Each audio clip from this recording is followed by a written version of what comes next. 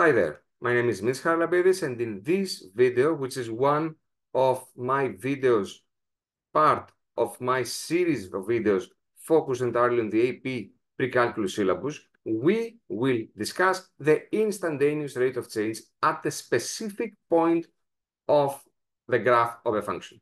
So far, to have a short intro, we have defined the average rate of change over an interval a, b with the endpoints being included as the fraction fb minus f of a over b minus a.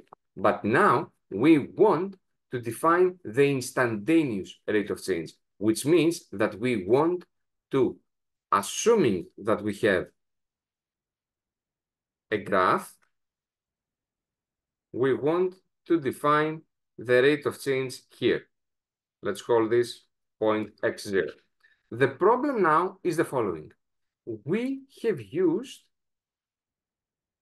two points to define the average rate of change over an interval. But now we only have one. We only have this x0 f of x0, which leads to us understanding that we cannot actually use that formula. How else should we expect to calculate the instantaneous rate of change? Well, here we did a sort of a trick. We kept the x0 f of x0, and the next point, the second point that we would definitely need to use the average rate of change formula would have been this, x0 plus h, which practically, geometrically, if you prefer, means a point right next to the x0. Because if x0 f of x0 is over there, then the x0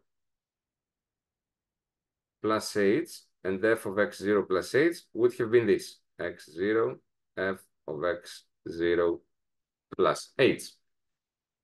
So, having these two, we would go on to calculate the average rate of change between these. Now, however, is this entirely right? Yes and no. First of all, it depends on the value of h. If, let's say, h is too big, then this means that we're not discussing about the average rate of change or the instantaneous rate of change, but rather the average rate of change over that interval. So our trick here would be to keep getting the second point closer and closer and closer and closer to our point needed. How could we do that? By using a concept of limit and tending h closer to 0, because h is defined as the horizontal distance between these two. So by getting that second point closer and closer and closer and closer to our original point, and every time re-evaluating the average rate of change formula, we would see ourselves that we keep getting closer and closer and closer to a certain number. That number is the one we define as the instantaneous rate of change at that point. Let's see a short example, and then we will jump to the next video. Find the instantaneous rate of change of f of x at point x equals to. So, like I said, we have, first of all, the point 2, f of 2. Let me calculate f of 2. F of 2 is 2 squared plus 1 should be 5. So overall, the point is 2, 5. Now, I'm going to select, we will always be using this. But as my second point, I will select, let's say, the 2.5, comma, f of 2.5. I'm going to use my calculator to estimate the f of 2.5. f of 2.5 is 2.5 squared plus 1, 2.5 squared plus 1. That should be equal to 7.25. So the average rate of change on the interval 2 and 2.5 would have been f of 2.5 minus f of 2 over 2.5 minus 2, which is 7.25 minus 5 over 0.5, which is 2.25 over 0.5.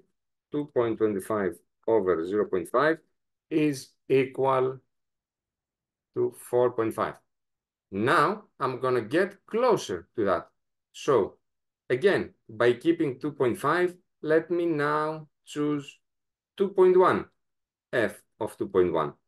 And again, before I calculate the corresponding average rate of change over that interval, I'm going to use my calculator to actually calculate the f of 2.1.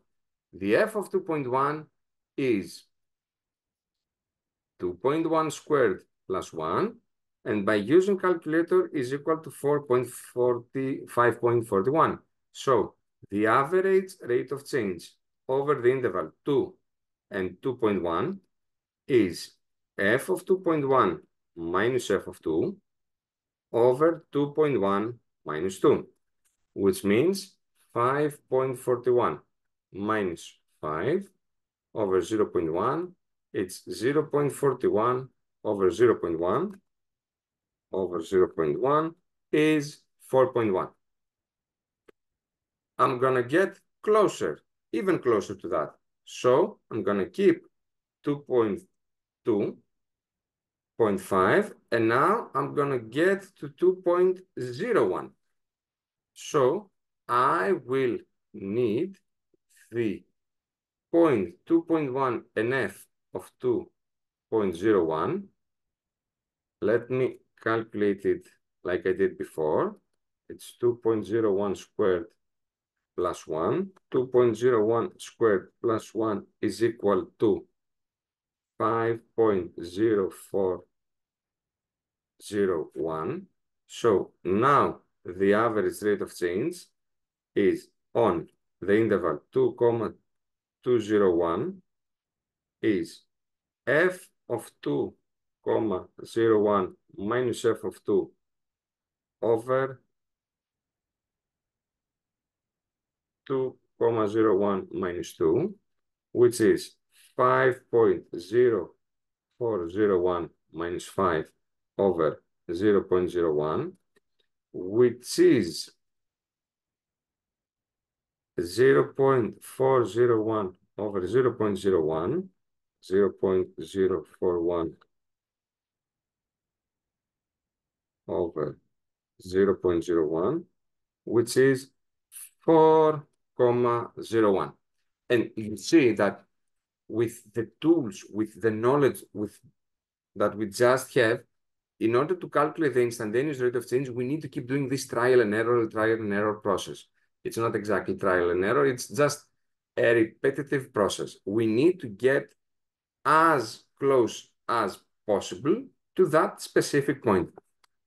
If we were to continue all this method, we would have seen that, for instance, at 2 and 2.0000001, the average rate of change would have been 4.0000001, which means that as we